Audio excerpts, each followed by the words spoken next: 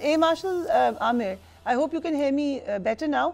Rafale तैयारी गिराना और उसके बाद कहाँ पे थ्रू आउट ये कहा एक्सपर्ट्स ने कि पाकिस्तान एयरफोर्स ने एक लम्हा भी नहीं ऐसा छोड़ा जब उनकी डोमिनेंस महसूस नहीं हुई फिजाओं में।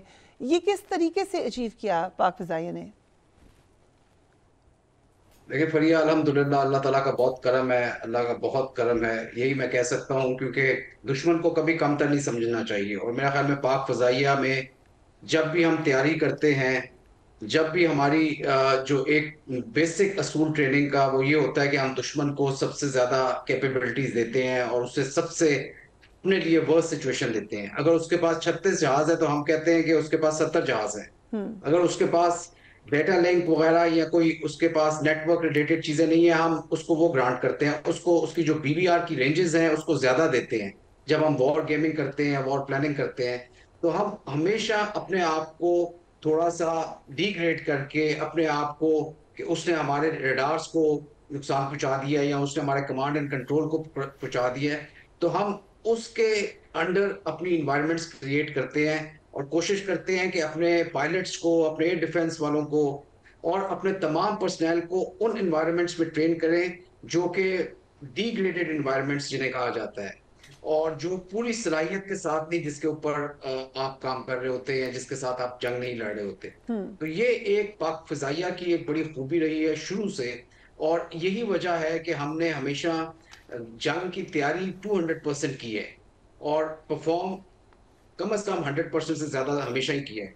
तो ये बहुत जरूरी है कि आप ट्रेनिंग अपने पायलट्स की, अपने एयर क्रू की, अपने फाइटिंग एलिमेंट्स की जितनी भी है, वो इस तरीके से करें कि उन्हें जब नमाज पे जाना पड़े तो उनको ऐसा महसूस हो कि ये एक नॉर्मल ट्रेनिंग मिशन है, बल्कि उस ट्रेनिंग मिशन से भी आसान मालूम हो। और मैं आपको यकीन से कह सकता हूँ, हमने ये मिशन कर चुके हैं डिफरेंट, जब कॉन्टिजेंसीज हुई कारगिल की, न्यूक्लियर की, और ये जब आपका पार्लियामेंट का अटैक हुआ, मुंबई का हुआ, और ये जो पिछला पुलवामा था, आप उन पायलट से बात करें, हमारे स्टूडेंट्स थे, वो जब वापस आए तो उन्होंने कहा कि हमें ऐसा लग रहा था कि जैसे हम एक नॉर्मल ट्रेनिंग मिशन कर रहे हैं, बल्कि उससे भी शायद आसान लग रहा था। बिकॉज आगे सारी इन्वायरमेंट्स जो थी इतनी क्लियर थी, इतनी ट्रांसपेरेंसी थी, इतनी क्लैरिटी ऑफ व्यू था और डिसीजन मेकिंग थी कि हमें महसूस ही नहीं हुआ कि हम कोई एक ऐसे महाज पे जा रहे हैं जो कि नया है हमारे लिए। सो उसकी वजह ये है फरिया कि हमने जिस तरह राफेल की आपने बात की, राफेल को गिराना जो था वो एक उनके लिए बहुत बड़ा कारनामा शायद ना हो, लेकिन दुनिया के लिए, इंडिया के लिए और तमाम मॉडर्न एयर फोर्सेस जब इस वॉर को स्टडी करेंगी, उन्हें दो तीन चीजें बहुत यूनिक नजर आएंगी। एक सबसे पहली चीज तो ये कि ये बहुत अरसे बाद इतने बड़े स्केल पे एक बैटल, एयर बैटल हुई है जो सेकेंड वर्ल्ड वॉर के बाद सबसे बड़ी समझी जाती है। 112। दूसरी चीज, इसमें जो यूज ऑफ टेक्नोलॉजीज हुआ वो देवर ऑल कटिंग एज टेक्नोलॉजीज।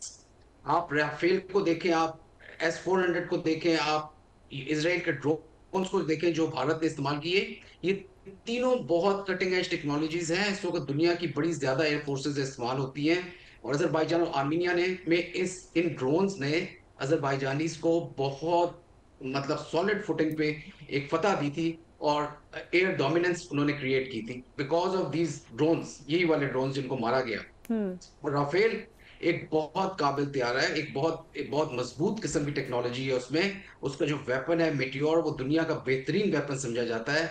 उसका जो इलेक्ट्रिक वॉरफेयर का जो स्वीट है, वो spectra, that is the best in the world at present. ये मैं आपको बिल्कुल यकीन से बता रहा हूँ। और उसकी कैपेबिलिटी बहुत अच्छी है कि वो एआई रडार्स, जो अपने जहाजों के रडार्स हैं, उनको भी जैम कर सकता है, मिसाइल्स की मिड कोर गाइडेंस को खत्म कर सकता है, उनको डिकॉय कर सकता चलिए, है। On a so lighter note, ये आई होप कि सारी आपकी ये स्टेटमेंट हम डैमेज कंट्रोल के तौर पे भेज दें राफेल की कंपनी को, क्योंकि वो बेचारे तो बहुत परेशान है कि हमारी बहुत ज़्यादा सेल्स जो है वो देखिए वो ख़राब हो परेशान जाएंगी। होंगे। और जी बिल्कुल। और फरिया, मेरा ख्याल में वो रिक्वेस्ट करेंगे पाकिस्तान से कि जी आप कुछ अरसे के लिए फ्लाई कर लें, ताकि कुछ थोड़ी सी इसकी मार्केट वैल्यू बेहतर हो जाए। बट तो एक क्वेश्चन है मास्टर साहब, जो बहुत कहने लोगों का ने किया, मुझसे बहुत लोगों ने किया, एंड आई एम श्योर आपसे भी किया होगा, कि जब हमारे निशाने पे थे इससे ज़्यादा Rafales, let's not give a number but वो मुख्तलिफ फिगर्स हैं, तो क्यों नहीं उनको गिराया?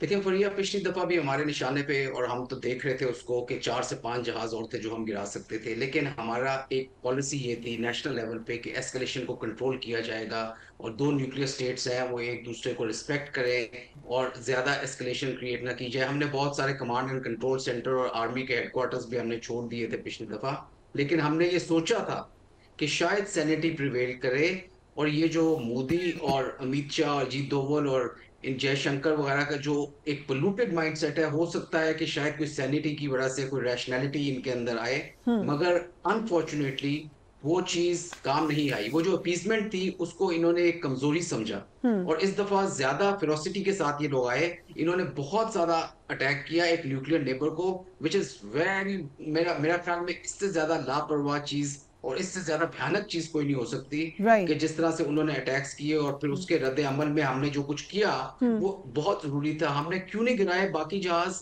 मेरा ख्याल में हमें, अगर आप मेरे से पर्सनली पूछें, तो अगर वो निशाने पे थे तो उनको जरूर गिराना चाहिए था, क्योंकि यही वो तरीका है कि जिससे हम इस तरह के इनसेन माइंड्स को, कोई एक डेटरेंस को रीस्टेब्लिश कर सकते हैं। लेकिन जितने हमने गिराए, वो मैं आपको बता रहा हूँ कि उनकी बेसिस को जो निशाना बनाया, उनके S-400 को बनाया, उनके राफेल को बनाया, ये दो वो चीजें थी जो इनकी बैकबोन थी और इनकी एयरफोर्स की सेंटर ऑफ ग्रेविटी थी। तो हमने उनकी बुनियादों को जरूर हिला दिया है, और राइट। वो इसको जाके सोचेंगे जरूर क्या वजह थी कि इतने बड़े, इतने पावरफुल सिस्टम के साथ भी उनको पाकिस्तान फिजाइया के सामने ये शिकस्त होनी वेरी पड़ी। इंटरेस्टिंग। सो बिगेरी साहब, पाकिस्तान बात इस तसादुम के बाद कहा जा रहा है कि शायद आलमी सतह पर एक नया ब्लॉक बने जिसमें चीन, पाकिस्तान, रूस, ईरान और तुर्की शामिल होंगे। Is that a possibility? जी हाँ, देखिए आजकल इसी बात पे, जिस तरीके से टेक्नोलॉजी की बात है, जिस तरह मार्शल साहब ने एक्सप्लेन अभी किया कि अभी Chinese technology versus western technology की बात हो रही है। चाइनीज एक्सपोर्ट जो डिफेंस वाले इस वर्ष अराउंड 6%, अब इसको बूस्ट मिलेगा, उनके शेयर्स उठ गए हैं। तो इसके बाद से एक रीअलाइनमेंट की बात यकीनन हो रही है रीजन में, जिसमें रशिया है, चाइना है, पाकिस्तान है, हो सकता है इंडोनेशिया आ जाए, ईरान है, उस तरह एक पॉसिबिलिटी इसमें हो सकती है, और दुनिया में उसको थ्रेट समझती है। But at the same time मेरे ख्याल में अमेरिकन ये भी सोच रहे होंगे कि हमने जो फायदा उठाना था इंडिया से, वो तो पाकिस्तान के सामने लड़ गए, तो अब चाइना के सामने ये क्या कर सकता है। So therefore there must be नई थिंकिंग वहां पे भी हो रही होगी कि क्या कुछ करना है, क्योंकि उनके तवक्कुआत उसके मेयार के मुताबिक ना पूरा ना उतर सके हैं। देखें, एम्बेरसमेंट उन्होंने रशिया के लिए भी करवाया S-400 की वजह से, और हेरोप में जो ड्रोन्स थे वो इसराइल के लिए उन्होंने एम्बेरसमेंट, और राफेल यकीनन फ्रांस के लिए था। सो मेरे ख्याल में इस जब देखा इन नटशेल में हम ये कह सकते हैं, जो पॉलिटिकल, डिप्लोमेटिक और जो मिलिट्री जो इनका जो पोस्चर था वो इनका खत्म हो गया है। और जो सो कॉल हेजमोनिक स्टेट थी साउथ एशिया में, या नेट सिक्योरिटी प्रोवाइडर की जो एक सो कॉल इसका नारा था, उससे भी ये गए हैं। मेरे ख्याल में फ्यूचर अभी इंडिया का अभी ठीक नहीं है, और मुझे नहीं लगता है कि मोदी सरवाइव करेंगे इन नियर फ्यूचर। ये भी बड़ा इंटरेस्टिंग एंगल होगा देखने का। सो जनरल साहब, मैं वुड डू शेयर पर्सनली, आपके तो साहबजादे भी he was on ground, how did you feel on a personal level? देखिए अल्हम्दुलिल्लाह, अल्लाह, आई एम वेरी हैप्पी कि अल्लाह सुब्हाना ताला ने हमें भी ज़िंदगी में मौका दिया पाकिस्तान की खिदमत करने का, और specially Indian context. It is amazing. I mean हमने जी जंग ज़्यादा फितनल खवारिज के ख़िलाफ़ भी लड़ी, बहुत close combat, got injured also, 6 bullets and mortar shell. लेकिन जो लम्हे हमने कश्मीर में अगेंस्ट इंडिया गुजारे, that was the best time of our service जी।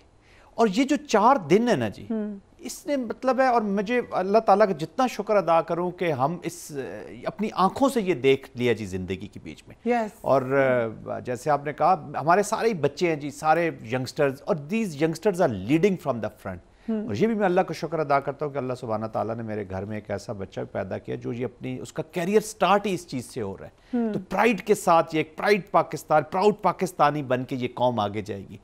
तो यूथ ने, चाहे वो सोशल मीडिया का यूथ है, चाहे वो वॉर में लड़ने वाला जवान है, ये मैं पाकिस्तानी बच्चों से और नौजवानों को एक, आप इजाज़त दे तो मैं मैसेज देना चाहूँ कि हमारे तमाम बच्चों ने ये जंग लड़ी है। तो यूथ ने इंफॉर्मेशन वॉरफेयर कर ले आपके, मैं देखता हूँ यहाँ पे भी बच्चे जिस तरीके से कर रहे हैं, और फिर हमारे नौजवान, हमारे सिपाही ख़ास तौर पे यंग बच्चे, कोई 19 साल का, कोई 20 साल का, किसी के 2.5 महीने का बच्चा। और मैं तो आज मोदी की स्पीच सुन रहा था, जिस तरीके से उसने हमारी हवा बीबी जो बच्ची है 4-5 साल की, उज़ैर, मोहम्मद ज़ुबैर, इर्तज़ा, ये टेररिस्ट थे और कह रहे जी ये पाकिस्तानी, शर्म की बात है। तो आई एम वेरी प्राउड कि हमारे नौजवान इस वॉर को लीड कर रहे हैं। अब उनको जो पाकिस्तान हम आज जिस हैंड ओवर करेंगे, ये वो Pakistan with this character and this stature जो हमारे बच्चे अब इसको आगे लेके जाएंगे, this will be a proud nation इंशाल्लाह।